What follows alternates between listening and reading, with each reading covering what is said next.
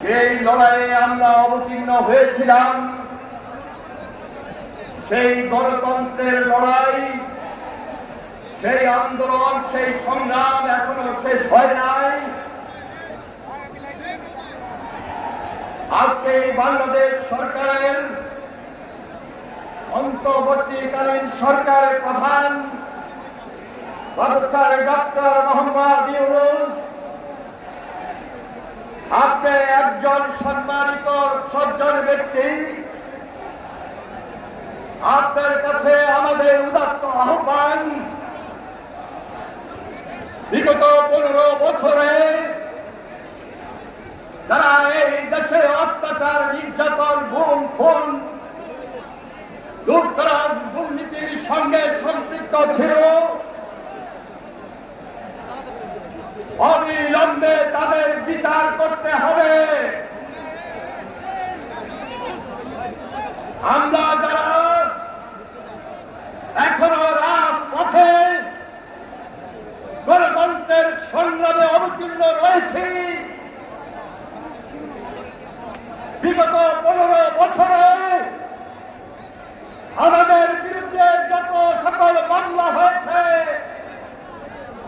অবিলম্বে সকল মামলা প্রত্যাহার করতে হবে। বিগত 15-16 বছরে এই আন্দোলন সংগ্রাম করতে গিয়ে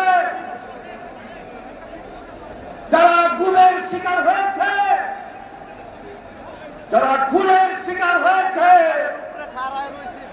যারা বন্ধুত্ব বরণ করছে, তাদের জন্য বিশেষ অনুদানের ব্যবস্থা গ্রহণ করতে হবে। অবিলম্বে এই বাংলাদেশে জনগণের টাকা যারা লুটপাট করেছে, সকল টাকা অবিলম্বে ফেরত আনতে হবে। প্রিয় ভাইরা, শুধু তাই নয়, আগামী দিনে আমাদের যে চলা ছিল এই দেশে সেই নির্বাচনের জন্য আমরা আন্দোলন করেছি, সংগ্রাম করেছি, এখনো আমাদের সংগ্রাম লড়াইকে অব্যাহত রেখেছি। নির্দলীয় নিরপেক্ষ জনগণের সরকার প্রতিষ্ঠা করার জন্য আপনাকে উদ্যোগ গ্রহণ করতে হবে। এটা আমাদের দাবি, জনতার দাবি, ছাত্র জনতার দাবি। আমি বিশেষ কথা বলতে চাই না, আমরা আপনাকে সম্পূর্ণভাবে সহযোগিতার হাত বাড়িয়ে দিয়েছি।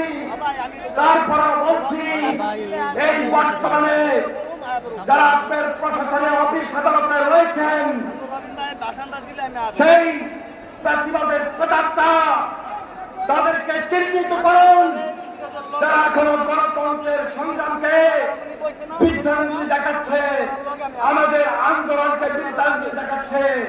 সেই আহ্বানটুকু জানিয়ে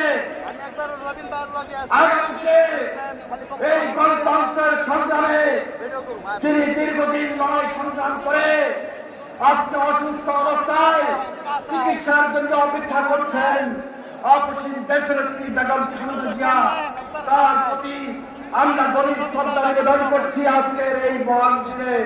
এবং আমাদের প্রিয় নেতা যারা তারেক রহমান অবিলম্বে আইনি সংস্কারের মধ্য দিয়ে তার মামলা প্রত্যাহার আইনি পর্যায়ে মোকাবেলা করার মধ্য দিয়ে তিনি আমাদের মাঝে ফিরে আসবেন।